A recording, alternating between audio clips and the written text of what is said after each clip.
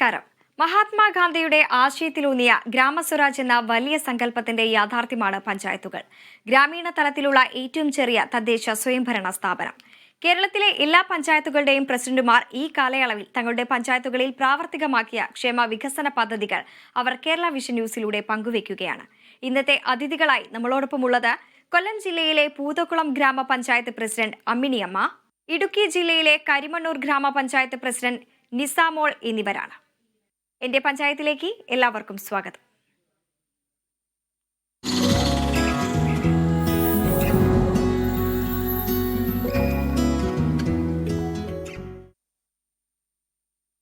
കൊല്ലം ജില്ലയിലെ പൂതക്കുളം ഗ്രാമപഞ്ചായത്തിന്റെ ക്ഷേമ വികസന പ്രവർത്തനങ്ങളിലേക്കാണ് ആദ്യം നമ്മൾ പോകുന്നത്. മാലിന്യ സംസ്കരണ രംഗത്ത് കൂടുതൽ ഊന്നൽ നൽകിക്കൊണ്ടുള്ള പ്രവർത്തനങ്ങളാണ് പഞ്ചായത്ത് നടപ്പിലാക്കുന്നത്. പഞ്ചായത്തിന്റെ വികസന പ്രവർത്തനങ്ങൾ പങ്കുവയ്ക്കാൻ ഗ്രാമപഞ്ചായത്ത് പ്രസിഡന്റ് അമ്മിണിയമ്മയുണ്ട്. നമസ്കാരം ശ്രീമതി അമ്മിണിയമ്മ. ഇതുവരെയുള്ള ഭരണകാലയളവിൽ സാധാരണ ജനങ്ങളുടെ പ്രശ്നങ്ങളിൽ എത്രത്തോളം താങ്കൾക്ക് ഇടപെടാൻ കഴിഞ്ഞു? ഇതുവരെ നടത്തിയ ഈ വികസന പ്രവർത്തനങ്ങളെ കുറിച്ച് എങ്ങനെയാണ് ഒന്ന് ഒറ്റ നോട്ടത്തിൽ വിലയിരുത്താനാവുക? എന്റെ ഗ്രാമപഞ്ചായത്ത് പൂതക്കുളമാണ്. ഞാൻ ഈ ഗ്രാമപഞ്ചായത്തില് പ്രസിഡന്റായിട്ട് അല്ലെങ്കിൽ വാർഡ് മെമ്പറായിട്ട് മത്സരിച്ച് ഡിസംബറിലാണ്, കഴിഞ്ഞ 2020 ഡിസംബറിലാണ് വന്നിട്ടുള്ളത്. അപ്പൊ അതിന് മുന്നേ ഞാൻ ഈ ഗ്രാമപഞ്ചായത്തിന്റെ കുടുംബശ്രീ അംഗവും അതുപോലെ ഹരിതകർമ്മസേന അംഗവും തൊഴിലുറപ്പ് തൊഴിലാളിയുമായി ഒക്കെ ആയിട്ട് പ്രവർത്തിച്ചിട്ടുള്ള ആളാണ്. അപ്പം ഇലക്ഷന് മത്സരിക്കുന്നതിന് തൊട്ട് മുമ്പ് ഞാൻ ഹരിതകർമ്മസേന അംഗമായിരുന്നു ഈ പഞ്ചായത്തിൽ തന്നെ. അപ്പോ ഏറ്റവും കൂടുതൽ നമ്മുടെ സർക്കാർ ഊന്നൽ നൽകുന്ന പദ്ധതിയാണ് മാലിന്യമുക്തം.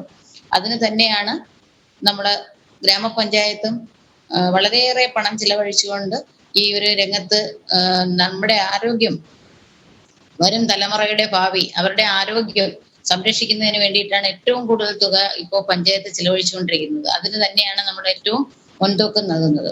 അപ്പോൾ മാലിന്യ പ്രവർത്തന രംഗത്ത് വളരെയേറെ മുന്നേറിയ പഞ്ചായത്താണ് ഞങ്ങളുടേത്.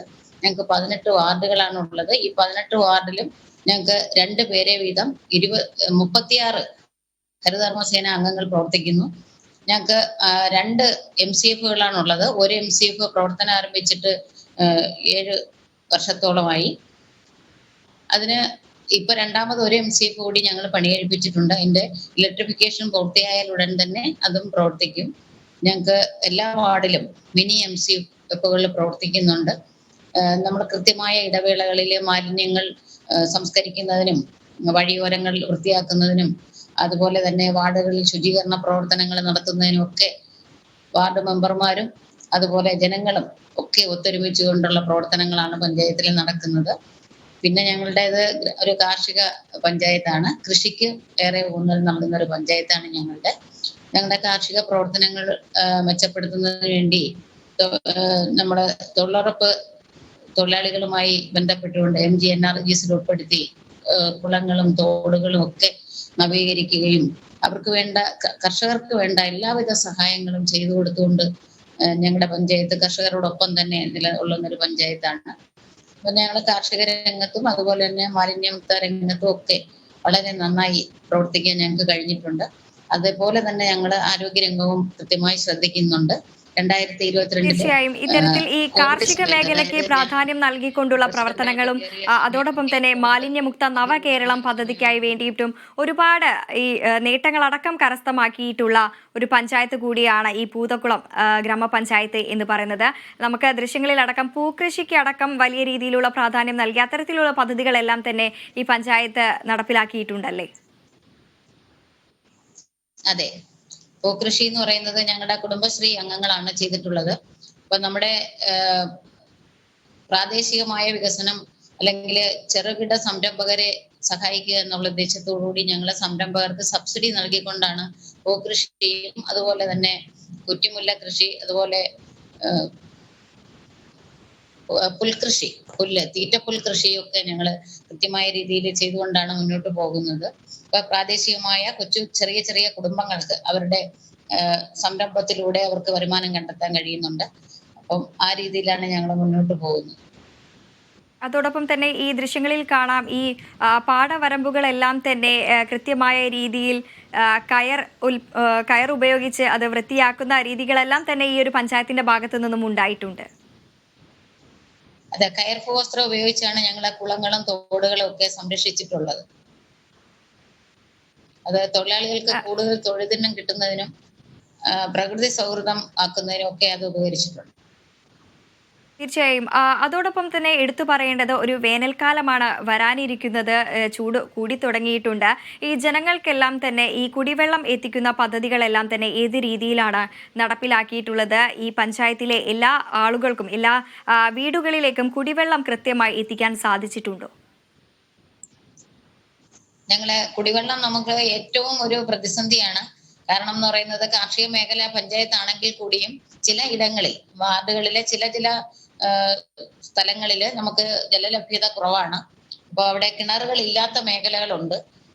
പഞ്ചായത്തിന്റെ തനത് ഫണ്ട് ഉപയോഗിച്ചുകൊണ്ട് തന്നെ വേനൽക്കാലങ്ങളിൽ വെള്ളം കിട്ടാത്ത മേഖലകളിൽ ടാങ്കറുകളിൽ വെള്ളം എത്തിക്കാറുണ്ട്, കുടിവെള്ളം എത്തിച്ചു കൊടുക്കാറുണ്ട്. അതോടൊപ്പം തന്നെ എല്ലാവർക്കും വീട് എന്നുള്ളത് ഒരു സ്വപ്ന സാക്ഷാത്കാരം തന്നെയാണ്. ലൈഫ് ഭവന പദ്ധതിയിലൂടെ എല്ലാവർക്കും ഈ ഗ്രാമപഞ്ചായത്തിലെ ജനങ്ങൾക്കെല്ലാം വീട് എന്നുള്ളത് സാധ്യമാക്കാൻ പഞ്ചായത്തിന് സാധിച്ചിട്ടുണ്ടോ? തീർച്ചയായിട്ടും നമ്മുടെ ഭരണസമിതി കയറിയതിനു ശേഷം ഞങ്ങളുടെ ലൈഫ് പദ്ധതിയിൽ ഉൾപ്പെടുത്തി 127 പേർക്കാണ് വീടുകൾ നൽകിയിട്ടുള്ളത്, വീടിന് പണം നൽകിയിട്ടുള്ളത്. അതിൽ 98 പേരും വീട് പോയിട്ടാണ്. ബാക്കി വീട് പണികൾ ചെയ്തുകൊണ്ടിരിക്കുന്ന ആൾക്കാരുണ്ട്. അപ്പം 127 പേർക്ക് ഞങ്ങൾക്ക് വീട് കൊടുക്കാനായിട്ട് ഈ ഭരണസമിതിക്ക് കഴിഞ്ഞിട്ടുണ്ട്. അതിന് ഞങ്ങൾക്ക് മുന്നിലുണ്ടായിരുന്ന ഭരണസമിതി ഇതുപോലെ 100, 130 ആ ഒരു കണക്കിലെ വീടുകൾ എല്ലാവർക്കും കൊടുത്തിട്ടുണ്ട്. ഇനി ഞങ്ങൾക്ക് വളരെ കുറച്ച് ആളുകളെ ലിസ്റ്റിൽ അവശേഷിക്കുന്നുള്ളൂ.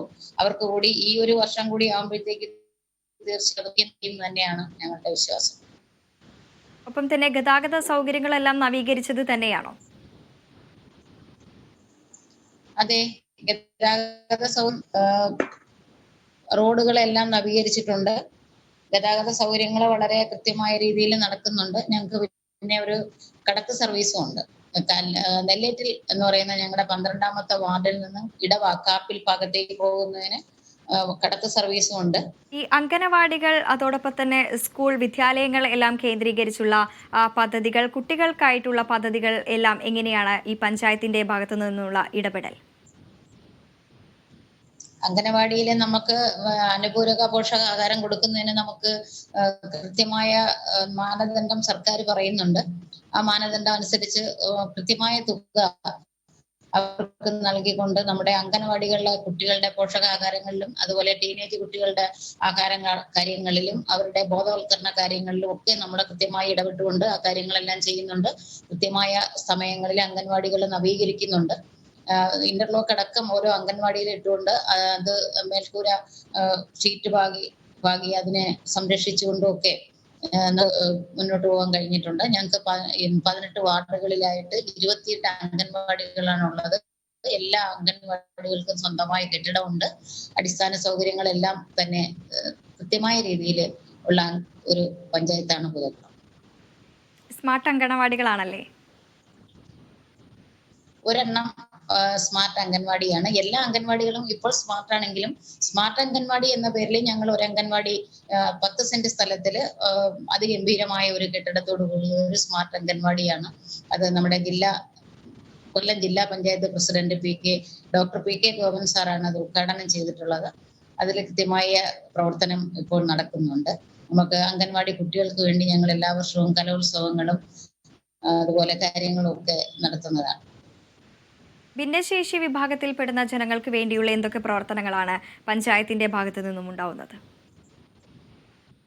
ഭിന്നശേഷി കുട്ടികൾക്ക് വേണ്ടി ഞങ്ങൾ സ്കൂള് നടത്തുന്നുണ്ട്. സ്നേഹദീപം എന്ന് പറയുന്ന ഒരു BRC ഞങ്ങൾക്കുണ്ട്.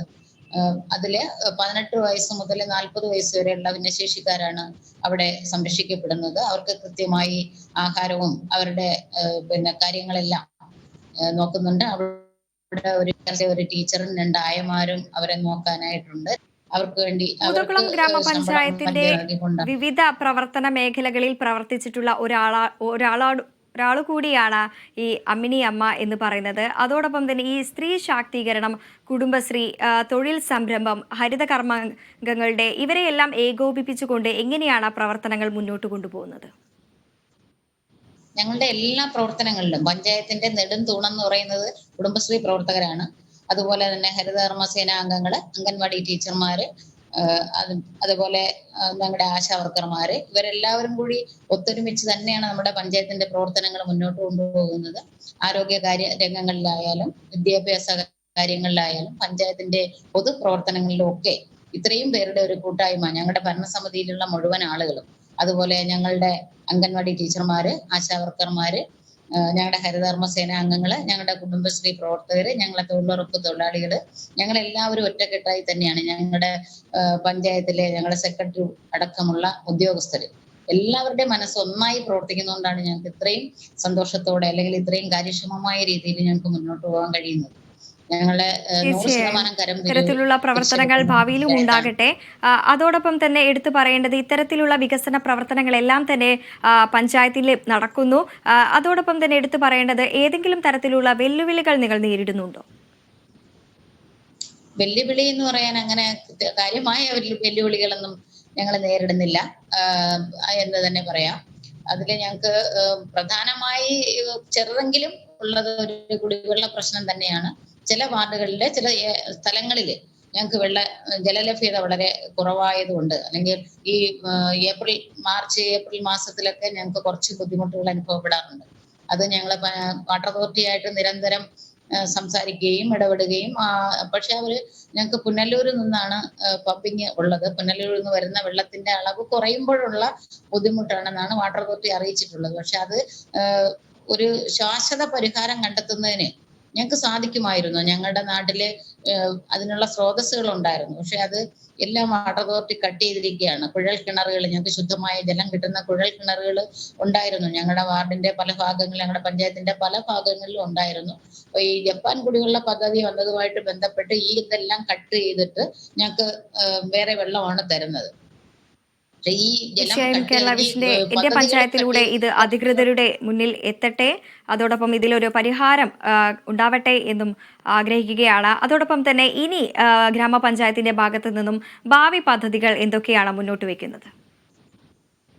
ഭാവി പദ്ധതികൾ എന്ന് പറയുന്നത്, ഞങ്ങൾക്ക് ഇപ്പോ എന്റെ മുന്നിലുള്ളത് ഒരു ഹരിതകർമ്മസേന ആയിട്ട് പ്രവർത്തിച്ച ഒരാളെന്ന നിലയിൽ ഇപ്പൊ എന്റെ മുന്നിലുള്ളത് മാലിന്യമുക്ത നവകേരളം എന്ന് പറയുന്ന 2025 ഞങ്ങൾക്ക് പൂതക്കുളം പഞ്ചായത്ത് കൃത്യമായ മാലിന്യമുക്ത പഞ്ചായത്തായിട്ട് പ്രഖ്യാപിക്കണം എന്ന് തന്നെയാണ് ഞങ്ങളുടെ ആഗ്രഹം. അത് നടക്കും എന്നുള്ള ആത്മവിശ്വാസത്തോടു കൂടി ഇരിക്കുകയാണ്. നമ്മുടെ വരുന്ന തലമുറയ്ക്ക് ഇനി ഇവിടെ ജീവിക്കണമെങ്കിൽ തീർച്ചയായും നമ്മുടെ പരിസ്ഥിതി നന്നാവണം. അപ്പൊ അതിനു വേണ്ടിയിട്ടുള്ള പ്രവർത്തനങ്ങളുമായിട്ട് ഞങ്ങൾ മുന്നോട്ട് പോകും. പിന്നെ കാർഷിക മേഖല എന്ന് പറയുന്നത് എന്നും ഞങ്ങൾ ഊന്നൽ നൽകുന്ന ഒരു മേഖലയാണ്. കാർഷിക മേഖല മെച്ചപ്പെട്ടെങ്കിൽ മാത്രമേ നമ്മുടെ ആരോഗ്യം മെച്ചപ്പെടുകയുള്ളൂ. നമ്മുടെ നാടിന് സമ്പത്ത് നമ്മുടെ ആരോഗ്യം തന്നെയാണ്. ആരോഗ്യമുള്ള ഒരു തലമുറ തന്നെയാണ്. ആരോഗ്യമുള്ള വിദ്യാഭ്യാസമുള്ള ഒരു തലമുറയെ വാർത്തെടുക്കുന്നതിന് വേണ്ടിയിട്ടുള്ള പ്രവർത്തനങ്ങൾ ഉറപ്പായിട്ടും ഞങ്ങൾ ചെയ്യും. അതിനു വേണ്ടിയിട്ടുള്ള പ്രവർത്തനങ്ങളുമായിട്ട് മുന്നോട്ട് പോകും. തീർച്ചയായും അങ്ങനെ തന്നെ ഭവിക്കട്ടെ. വിവിധ രീതിയിലുള്ള വികസന പ്രവർത്തനങ്ങൾ തന്നെയാണ് പൂതക്കുളം ഗ്രാമപഞ്ചായത്തിന്റെ ഭാഗത്തു നിന്നും ഉണ്ടാവുന്നത്. തുടർന്നും അത്തരത്തിലുള്ള പ്രവർത്തനങ്ങൾ ഉണ്ടാകട്ടെ. പൂതക്കുളം ഗ്രാമപഞ്ചായത്ത് പ്രസിഡന്റ് അമ്മിണി അമ്മയാണ് പഞ്ചായത്തിന്റെ ക്ഷേമ വികസന പ്രവർത്തനങ്ങൾ പങ്കുവച്ചത്. വരും വർഷങ്ങളിലും ജനഹിതം ഉചിതമാകട്ടെ എന്ന് ആശംസിക്കുകയാണ്. നന്ദി ശ്രീമതി അമ്മിണി അമ്മ.